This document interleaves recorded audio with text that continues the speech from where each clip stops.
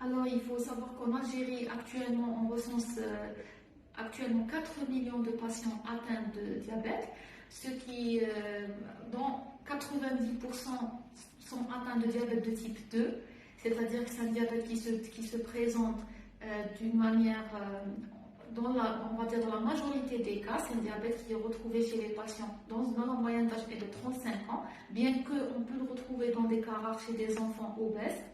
Alors ça, c'est le premier point. Et 10% des diabétiques représentent un diabète de type 1, c'est-à-dire un diabète qui est insulino-récurrent, c'est-à-dire un diabète qui doit être soigné par de l'insuline. C'est un diabète qui nécessite de l'insuline directement. Pourquoi? Parce que le patient présente une insulino-récurrence, c'est-à-dire qu'il a besoin de l'insuline pour pouvoir équilibrer ses glycémies. Ce diabète, par exemple, par contre, il est très bruyant.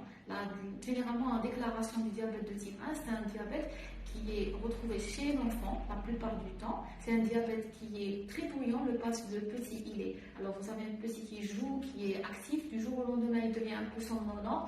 Il présente une infection, il présente une somnolence. Quand le médecin examine le petit, quand il fait l'examen, il trouve une glycémie qui est élevée, d'où déclaration généralement par une cétose diabétique, donc par une complication d'emblée déjà. Il faut savoir que par rapport au diabète en Algérie, on trouve les 2 tiers des patients qui sont sous comprimés et le tiers est traité par de l'insulinothérapie. Le diabète de type 2 représente 90% des patients, comme je vous l'ai déjà dit. Donc, on a des facteurs génétiques. Les facteurs génétiques sont non modifiables, malheureusement. Par contre, on a des facteurs qui sont modifiables. C'est-à-dire, première chose, c'est l'alimentation. On a besoin d'avoir une alimentation qui est saine, qui est bien équilibrée, qui a donc pas trop grasse, pas trop salée et pas trop sucrée. Alors, comment on peut faire ça? C'est en accédant à des légumes qui sont frais, des légumes de saison et, par exemple, des protéines qui sont en fait, bien sûr en fonction du pouvoir d'achat de chacun. Ça, c'est par rapport à l'alimentation. Deuxième point, on a l'activité physique. L'activité physique ne nécessite pas obligatoirement d'aller dans une salle de sport et de payer de grosses sommes.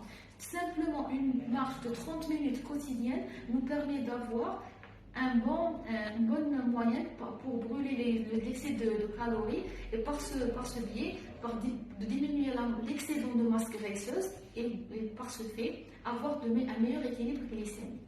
On a aussi un troisième élément qui est important, c'est tout ce qui est stress, émotions négatives. Donc pour tout ça, on peut aussi... Alors l'activité physique, elle aide beaucoup.